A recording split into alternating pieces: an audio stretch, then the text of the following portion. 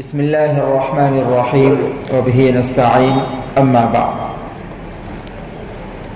ایک مسئلہ یہ ہے بجلی کی چوری کا کیا حکم ہے۔ جواب یہ ہے کہ بجلی کی چوری کرنا، چاہے وہ میٹر میں کوئی گڑبڑ کر کے ہو یا کسی اور سیٹنگ کے ذریعے سے ہو یا لنگر وغیرہ ڈال کر ہو، جس شکل میں بھی ہو، چوری چوری ہے۔ عام چوری جس طرح حرام ہے، اسی طرح بجلی کی چوری یا گیس کنیکشن میں بھی اس طرح گڑبڑ کر کے چوری کی جاتی ہے، وہ چوری ہو، یا پانی کی چوری ہو، تمام جس طرح کی بھی گڑبڑ ہوتی ہے، چوری وہ چوری ہی ہے۔ بلکہ تمام علماء نے اور فتاوا میں یہ بات لکھی ہے کہ عام چوری کے مقابلے میں کئی گنا زیادہ سنگین یہ چوری ہے۔ اس لیے کہ ایک بندہ اگر کسی پرسنلی انڈیویجول کسی بندے کے مال میں چوری کرے تو اس کی تلافی کا راستہ یہ ہے کہ وہ چیز اس کو لوٹا دے، اس سے معافی تلافی کر لے، معاملہ ختم ہو جائے گا۔ مگر یہاں پوری قوم کا گویا کہ پیسہ لگا ہوا ہے اور پوری قوم کی گویا کہ ایک سرکاری خزانہ ہے۔ اگر اس میں چوری کر، حضرت مولانا یوسف صاحب لدھیانوی رحمۃ اللہ علیہ نے آپ کے مسائل اور اس کا حل، فتووں کی مسئلوں کی کتاب ہے، اس میں یہ جملہ لکھا ہے کہ بجلی کی چوری استعمال کرنے والا پوری قوم کا چور ہے۔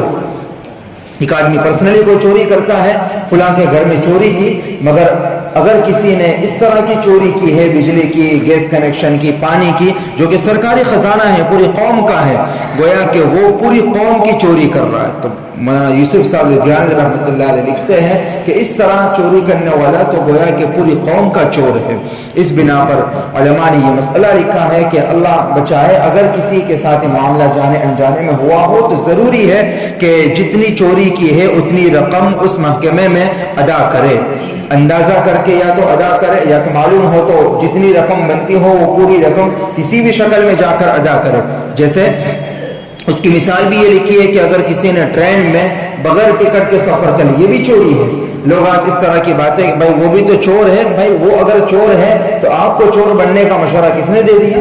اگر وہ غلط کر رہا ہے تو آپ بھی غلط کریں تو یہ تو غلط ہی ہے نا، غلط تو غلط ہی رہے گا۔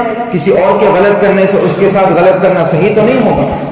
تو یہ مسئلہ لکھا ہے کہ اگر کسی نے ٹرین میں بغیر ٹکٹ کے سواری کر لی تو ضروری ہے کہ اتنی رقم وہ ریلوے محکمے میں پہنچائے۔ اس کی شکل یہ ہے کہ جتنا اس نے سفر کیا تھا اتنے کی ٹکٹ کٹوا لے اور وہ ٹکٹ لے کر پھاڑ کر پھینک دے۔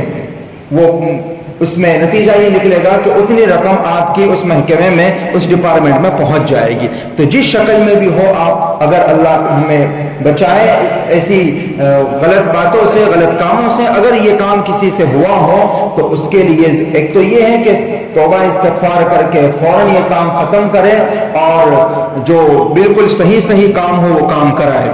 لیکن دوسرے نمبر پر یہ بھی ضروری ہے کہ اس سے پہلے اس نے جو چوری کی ہے تو صرف توبہ استغفار کرنا بھی ضروری نہیں ہے۔ بڑا سنگین مسئلہ ہے، مسئلہ تمام کتابوں میں لکھا ہے کہ صرف توبہ استغفار بھی کافی نہیں ہے، بلکہ جو چوری کی ہے تو پچھلا جتنا بھی آپ کے ذمہ باقی ہے وہ اس کا حساب کتاب کر کے اس ڈپارٹمنٹ میں اتنا پیسہ پہنچائے۔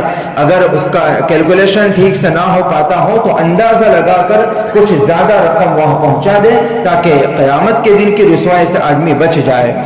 اور ایسی چیزوں کے استعمال کو جو کہ ناجائز اور حرام ہے، ناجائز لکھا ہے تمام علماء کرام نے، ایسی چیزیں استعمال کرنے کے بعد اگر آپ یہ سوچیں کہ گھروں میں، روزی میں، زندگیوں میں برکتیں آئے، سکون آئے، تو یہ ایک خواب ہے جو خواب ہی بن کر رہ جائے گا، کبھی پورا نہیں ہو سکتا۔ زندگیوں میں سکون اللہ نے حلال ہی میں رکھا ہے، یہ ہمیں طے کرنا چاہیے، اپنی دل دماغ میں بات بٹھانی چاہیے کہ ہمیشہ ہر لائن میں، ہر چیز میں ہم حلال کو تلاش کریں، حرام کو بھی تلاش کر کے اس سے مکمل طور سے بچنے کا اہتمام کریں۔